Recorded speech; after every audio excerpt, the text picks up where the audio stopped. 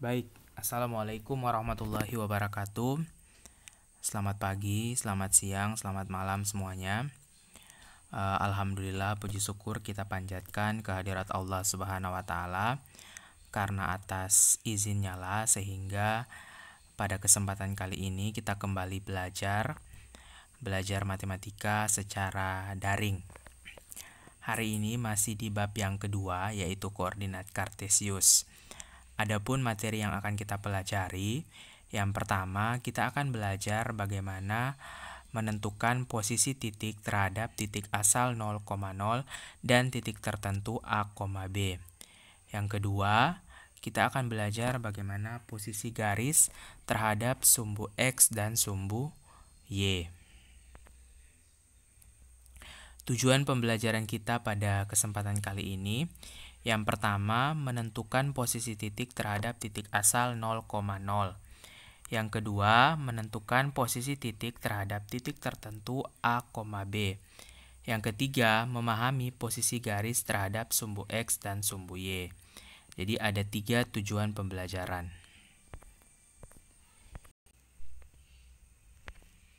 Oke, jadi yang pertama kita akan belajar menentukan posisi titik terhadap titik asal 0,0. Jadi terhadap titik asal 0,0. Nah, jadi titik asalnya itu 0,0. Nah, pada koordinat kartesius 0,0 itu selalu berada di tengah. Yang ini ya, yang tanda merah itu disebut sebagai titik asal atau titik 0,0. Nah, kita akan belajar bagaimana menentukan posisi sebuah titik terhadap titik asal yang ini. Jadi kita tentukan posisi sebuah titik terhadap titik asal. Nah, misalkan ini, bagaimana posisi titik A 3,4 terhadap titik asal 0,0. Jadi ada sebuah titik A 3,4, posisinya terhadap titik asal 0,0. Nah, karena dia posisi terhadap titik asal 0,0, maka kita lihat perpindahan dari titik ini. Kita lihat perpindahannya. Nah, dari titik 0,0 ke 3,4, dia pertama berpindah ke kanan. Ya. Dia pertama berpindah ke kanan. Berapa kesatuan dia berpindah ke kanan? Kita hitung. 1, 2, 3. Jadi dia berpindah ke kanan sebanyak 3 satuan. Habis dia berpindah ke kanan, dia menuju ke atas. Dia ke atas itu dia berapa satuan? 4 satuan. Kenapa dia 4 satuan? Karena 1, 2, 3, 4. Jadi dari posisi titik A 3,4 terhadap titik asal 0,0 itu dia berpindah ke kanan sebanyak 3 satuan dan berpindah ke atas sebanyak 4 satuan. Maka koordinatnya adalah 3,4. Karena dia berpindah ke kanan sebanyak 3 satuan dan berpindah ke atas sebanyak 4 satuan. Nah, perhatikan yang ini. Perhatikan. Yang ini ya. Kalian perhatikan. Apabila dia berpindah ke kanan dan ke atas, maka tandanya positif. Kemudian apabila dia berpindah ke kiri dan ke bawah, maka tandanya negatif. Ingat ya, kalau ke kanan dengan ke atas tandanya positif. Kalau ke kiri dan ke bawah tandanya negatif. Kalau yang tadi ini dari titik 0,0 yang ini dia ke kanan, berarti dia positif. Kenapa di sini 3, positif 3 yang ini. Kemudian dia ke atas juga positif, maka dia 4, maka koordinatnya adalah 3,4.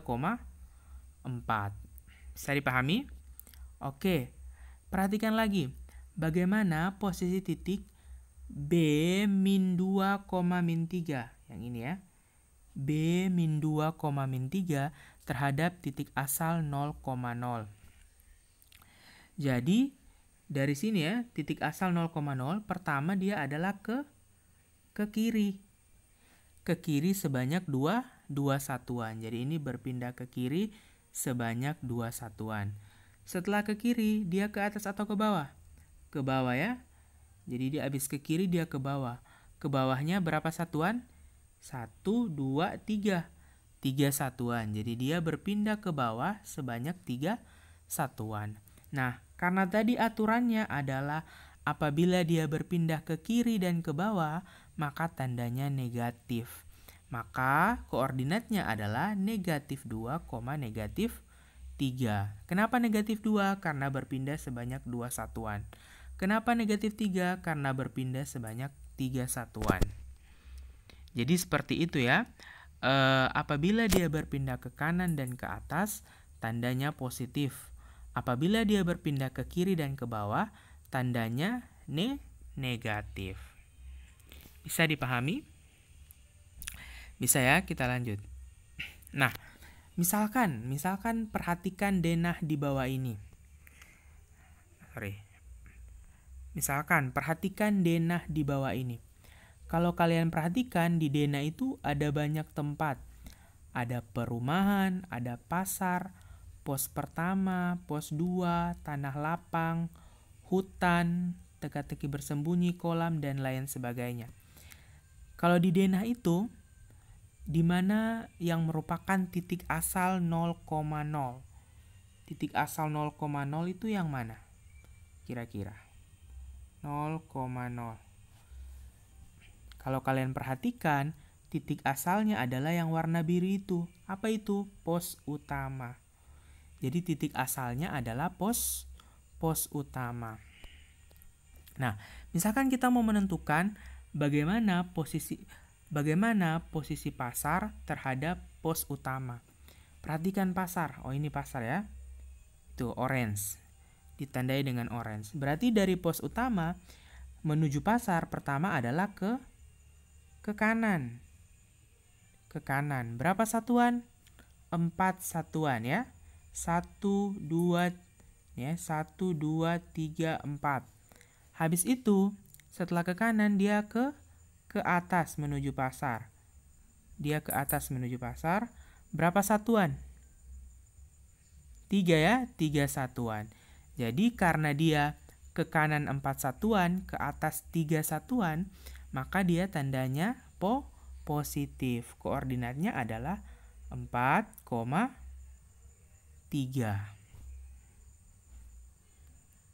Oke, kita lanjut. Bagaimana posisi hutan terhadap pos utama? Hutan, kita cari hutan. Hutan ini ya. Ini hutan ya. Nah, dari pos utama ke hutan, berarti pertamanya dia ke kanan atau ke kiri? Ke kiri ya. Sini. Ke kiri. Berapa satuan dia ke kiri? 8 satuan. Berarti kalau ke kiri 8 satuan, ke kiri negatif, berarti negatif 8. Kemudian setelah ke kiri, dia ke atas atau ke bawah? Ke atas. Ke atas dia berapa satuan? 5 satuan. Maka karena dia ke atas, maka positif. Maka koordinat atau posisi hutan terhadap pos utama adalah negatif 8,5. Oke, kita lanjut. Bagaimana posisi tenda 4 terhadap pos utama? Tenda 4 yang mana? Oh, ini tenda 4. Tenda 4-nya ada di sini, warna hitam. Dari pos utama, pertama perhatikan. Ini sedikit berbeda dengan contoh pertama dan contoh kedua. Kalau ke tenda dari pos utama ini ya, dari pos utama yang warna biru, yang warna biru ini ke yang hitam, dia tidak ke kiri atau tidak ke kanan. Ya, dia tidak ke kiri atau ke kanan. Karena dia tidak ke kiri atau ke kanan, maka koordinatnya adalah 0, kemudian setelah itu dia ke atas atau ke bawah? Ke bawah ya. Ke bawah berapa satuan? 2 satuan. Jadi 0, negatif 2. Jadi seperti itu ya. Karena dia pertama tadi tidak ke kiri atau ke kanan. Kan dari biru ke hitam ya. Dari warna biru ini ke hitam sini. Jadi dia tidak ke kiri atau ke kanan. Dia hanya ke bawah saja. Maka 0, negatif 2. Oke, kita lanjut. Nah, kalau tadi kita belajar posisi titik terhadap titik asal 0,0. Selanjutnya kita belajar posisi titik terhadap titik tertentu A, B. Jadi titik tertentu, posisi titik terhadap titik tertentu A, B.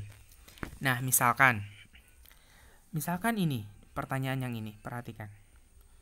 Bagaimana posisi titik A 4,4 terhadap B 2,1?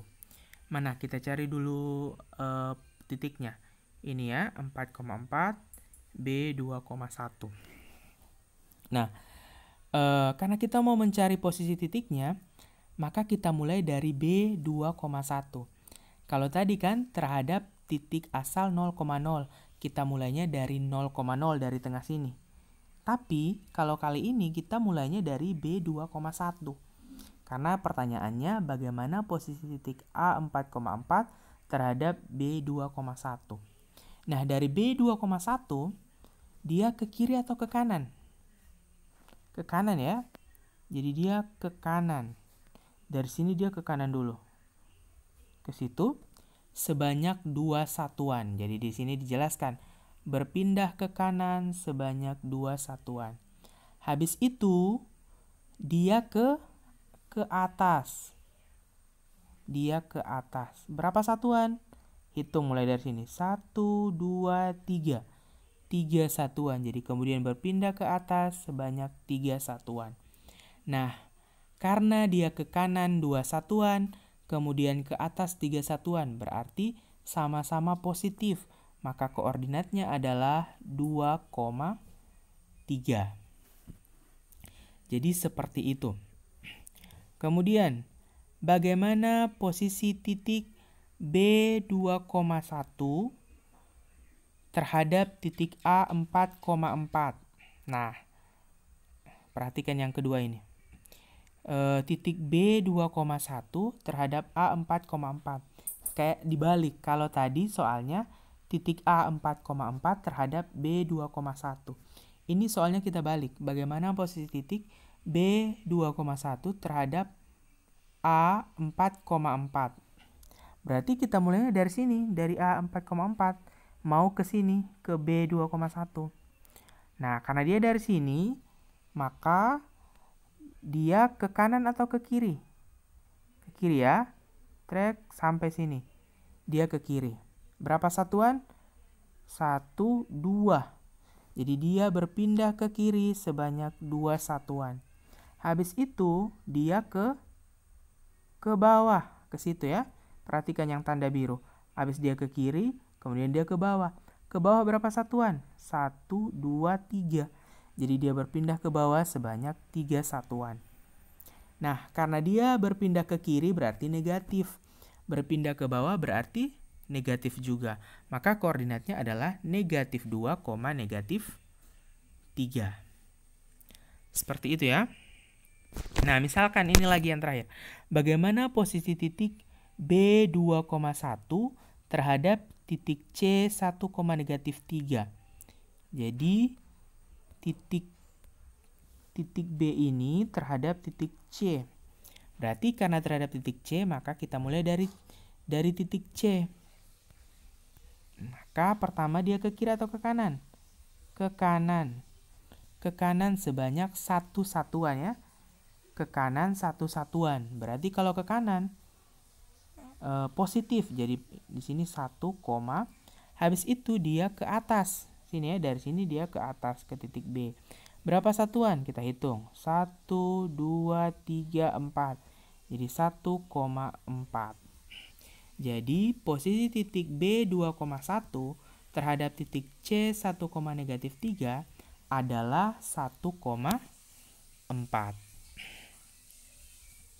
Bisa dipahami ya? Oke, itu cara kita menentukan posisi titik terhadap titik tertentu A, B. Nah, kita belajar lagi. Perhatikan denah di bawah ini. Ini denah yang sama dengan yang tadi. Kita jawab yang pertama, bagaimana posisi perumahan terhadap pasar? Jadi posisi perumahan terhadap pasar. Kita cari perumahan, yang ini ya. Itu terhadap pasar. Nah, berarti kita mulainya dari pasar. Dari pasar ke perumahan berarti ke kiri atau ke kanan? Ke kanan ya. Ke kanan. Sebanyak berapa satuan? 2 satuan ya. 1, 2. Jadi karena dia ke kanan berarti positif. Berarti sini positif 2, koma. Habis itu dia ke atas. Ya, ke atas. Dari sini tadi dia ke sini ya. Sebanyak berapa satuan? 2 satuan juga ke atas, maka dia positif. Maka tetap positif 2.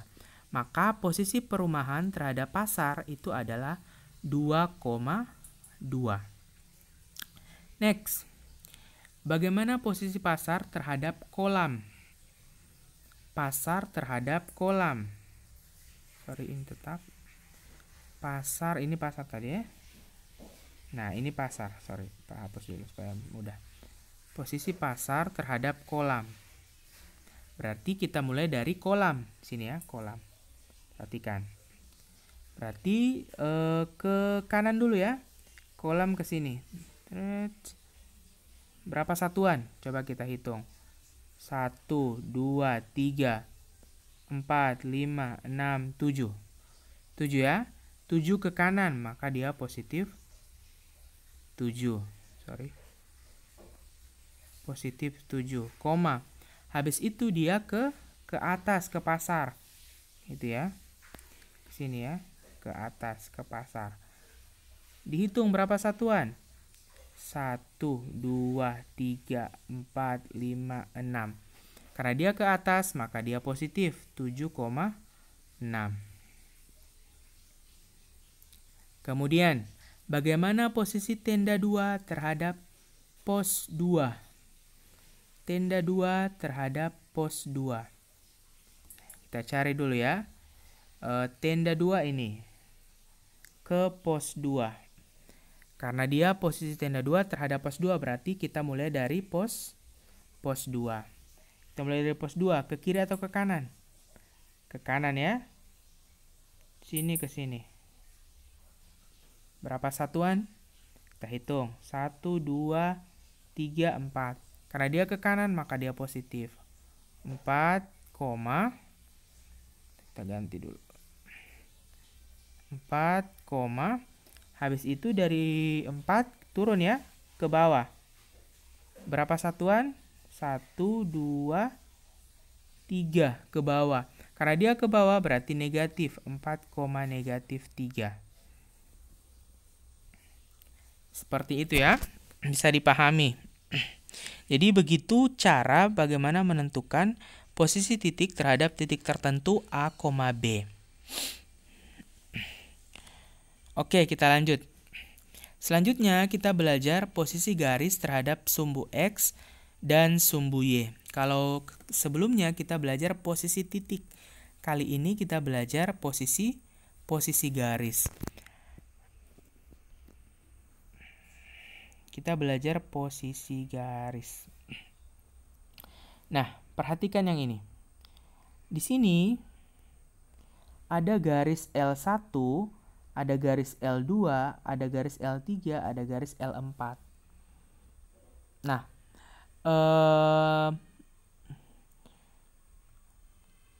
garis L1, L2, L3, dan L4 itu sejajar dengan sumbu X. Maksud sejajar itu bagaimana? Seperti ini kalau maksud sejajar. Misalkan Pak gambar di sini ya. Garis ini dengan ini. Itu namanya sejajar. Mereka sejajar. Misalkan lagi, garis ini dengan ini. Itu mereka sejajar. Atau seperti ini dengan seperti ini. Itu namanya sejajar. Bagaimana kita bisa menentukan garis itu sejajar? Garis itu sejajar itu kita bisa tahu dengan cara apabila kita panjangkan garis ini, kita panjangkan sepanjang-panjangnya, kemudian ini garis ini juga kita panjangkan sepanjang-panjangnya, maka mereka tidak akan pernah ketemu. Mereka tidak akan pernah bersinggungan. Itu yang dinamakan dengan garis yang sejajar. Misalkan garis ini kita mau kasih panjang terus. Kemudian ini juga kita kasih panjang terus. Mereka tidak akan pernah ketemu. Nah, itu yang disebut dengan garis sejajar. Nah, garis L1 sejajar dengan sumbu X. Garis L2 juga sejajar dengan sumbu X. Garis L3 dan garis L4 sejajar juga dengan sumbu X. Itu ya. Jadi sejajar itu maksudnya adalah ketika garis itu diperpanjang, mereka tidak akan pernah ketemu. Garis yang tidak akan pernah ketemu. Coba kalian perhatikan yang di gambar sini, gambar B. Kalau garis M1 yang ini, kemudian garis M2, garis M3, garis M4, mereka itu sejajar dengan sumbu apa? Sumbu Y dengan ini ya. Jadi garis M1, M2, M3 sejajar dengan sumbu Y. Begitu ya. Jadi kalian bisa membedakan bagaimana itu garis yang sejajar. Ingat saja, garis sejajar itu maksudnya mereka tidak akan pernah ketemu. Jadi mereka sejajar. Itu yang pertama. Yang kedua, ada namanya garis yang tegak lurus. Tegak lurus itu maksudnya seperti ini. Ini dengan ini. Itu namanya tegak lurus. Tegak lurus. Ya, tegak lurus.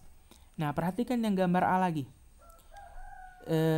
Garis L1, garis L1, garis L2, garis L3 dan garis L4 itu tegak lurus dengan sumbu apa? Tegak lurus dengan sumbu Y. Kan tegak lurus itu kan seperti ini kan? Kayak seperti tambah. Tegak lurus. Yang bagian B lagi dilihat. Perhatikan garis M1, garis M2, garis M3, garis M4 tegak lurus dengan sumbu X. Ya. Jadi M1, M2, M3, M4 itu tegak lurus dengan sumbu X. Jadi kalian bisa bedakan ya, bagaimana garis yang sejajar dan bagaimana garis yang tegak lurus. Yang ketiga, ada yang namanya garis berpotongan. Garis yang berpotongan. Garis yang berpotongan itu maksudnya adalah mereka ketemu. Jadi ada titik potongnya. Misalkan garis ini. Ini dengan ini. Ini disebut dua garis yang berpotongan. Kenapa? Karena mereka saling ketemu. Ada yang namanya titik potong. Titik potong itu titik pertemuan antara garis satu dengan garis yang lain. Itu namanya titik potong. Nah, perhatikan yang ini. Gambar C. Gambar C ini ada dua garis N1 dan garis N2. Garis N1 dan N2 ini dia memotong sumbu X dan memotong sumbu Y. Kenapa ya? Karena di sini dia ada memotong di sumbu X di titik itu dan juga dia memotong sumbu Y. Sumbu X di sini di situ, kemudian di sini juga dia potong, kemudian sumbu Y di sini. Sumbu Y di titik 2 situ. Jadi dia memotong sumbu X dan sumbu Y. Jadi bisa kalian bedakan ya. Pak ulangi lagi, kalau sejajar dia seperti ini, Artinya kalau kita kasih panjang tidak akan pernah ketemu. Kemudian kalau tegak lurus dia tegak dan lurus, kayak bentuknya seperti tambah. Kemudian kalau berpotongan dia bisa seperti itu. Artinya mereka saling berpotongan atau memiliki titik potong. Titik potong itu adalah titik pertemuan antara garis satu dengan garis yang lain. Bisa dipahami ya, dan bisa dibedakan antara ketiga garis itu. Nah, kalau sudah, maka materi kita pada pertemuan kali ini sudah selesai. Sebelum selesai, Pak kasih oleh-oleh tugas buat kalian. Karena kalau sebelum-sebelumnya tugasnya hanya catatan, selalu kumpul catatan. Nah, kali ini tetap catatannya dikumpul. Catatannya dikumpul untuk materi kali ini. Silakan dikumpulkan melalui kantong tugas yang ada di Google Classroom. Nah, ini tugasnya. Perhatikan, ini tugasnya. Yang pertama, ini langkah-langkah tugasnya. Buatlah denah seperti yang ada di contoh menggunakan kertas karton. Jadi kalian siapkan kertas karton, kemudian kalian buat denah. Denahnya seperti apa? Seperti tadi di contoh. Yang kedua, kemudian buatlah 4 buah titik sembarang dan namai titiknya dengan nama-nama desa di Mamosalato. Jadi kan kalau tadi nama-nama titiknya kan ada perumahan, ada hutan, ada kolam, dan seterusnya. Kalau kali ini, kalian namai nama-nama titik-titiknya itu dengan nama-nama di Mamosalato, nama-nama desa. Misalkan Pandauke, Momo, Tambale, Grimulya, dan sebagainya. Nah, kemudian yang ketiga, buatlah posisi antar titik sebanyak 5.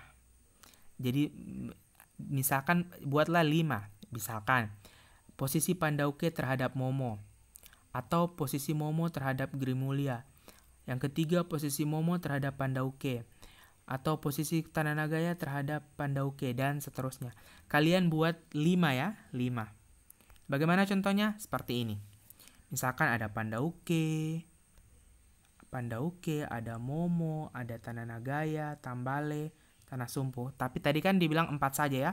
Misalkan kita hilangkan saja Tanah Sumpu. 4 saja ya. Ada Pandauke, Momo, Tananagaya, Tambale. Nah, kalian buat 5 anunya.